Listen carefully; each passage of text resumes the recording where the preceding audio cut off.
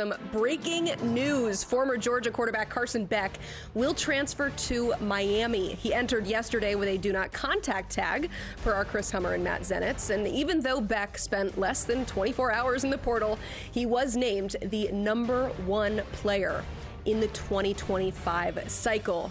Beck posted this of his commitment on X, a jarring sight, I assume, for Georgia fans who thought his college career was over as a Dog when he declared for the draft. But now he is back and committed to the Hurricanes.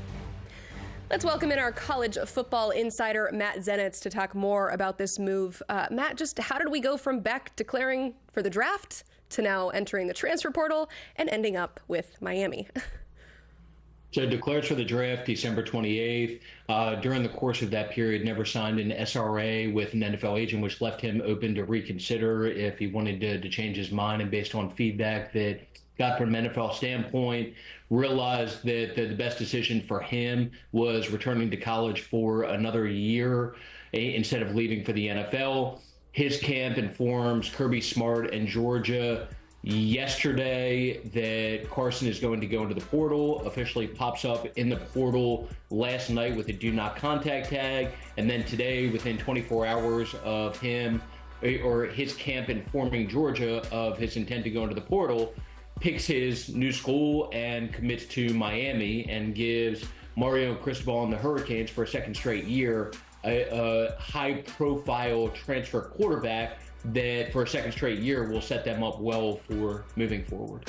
I'm not even going to bother asking how this works with the transfer portal windows and all those rules, because it is wildly confusing. This move, of course, coming weeks after the winter window officially closed. You mentioned that he dipped his toe in the water of the NFL draft and got some feedback. What was some of that feedback he heard from scouts?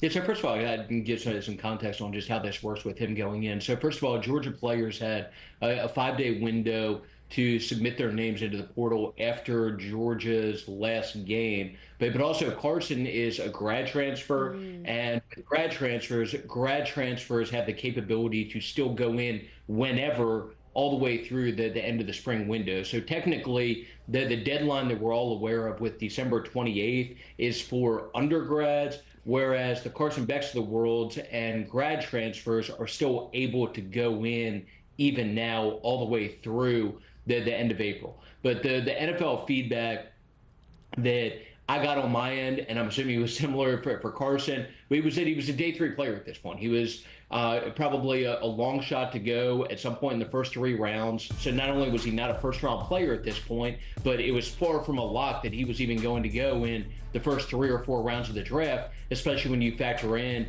the UCL injury to his throwing elbow that he suffered in the SEC title game. So that, combined with what I'm sure is going to be a decent amount of money that he's going to be making at Miami this year, all contributed to him landing with the Hurricanes. And this was something that was very important for Miami to find a way to get done. So Miami, quietly behind the scenes for weeks at this point, had been aggressively pursuing options as far as adding a transfer quarterback. The other things that they had looked into did not work out, did not materialize. But then at the end of the day, that they're now able to add the #1 ranked portal quarterback from this cycle, and somebody who's obviously had a good amount of success at a high level these last couple of years in Carson Beck. You mentioned the monetary side of things and how it would have compared to maybe where he was drafted in the NFL draft this April, but he's the #1 portal player. We've talked endlessly this cycle about just how much NIL money has been thrown about for all sorts of players, not just quarterbacks, kickers, I hear, making quite a bit of money as well, Matt. So what was it about Miami that drew him there? Well, there are a number of different factors. So first of all, it's a great fit for both sides, just in terms of Miami's a team that has the capability to win but needed a quarterback. So Miami, first of all, recognizing that on their end, they wanted to find somebody. They needed to find somebody from a quarterback perspective. And in Carson, you land someone who's been highly productive and one of the better quarterbacks in the country during the course of the last couple of years. But for Carson is a Florida guy. His girlfriend is at The University of Miami right now is a Miami basketball player there. So there are some connections from that standpoint. But this is just one that's the epitome of a situation that just makes a lot of sense for both sides. All right, one more piece of this. He is currently injured, which is why we did not see him in the college football playoff representing for the Bulldogs. So where do you put his readiness for the start of the 2025 season? So still in the process of gathering more information on that, but the original timeline that got going back to, I want to say December 23rd, if I remember correctly, when he got the surgery, the expectation at that point was that he would be able to resume throwing in the spring.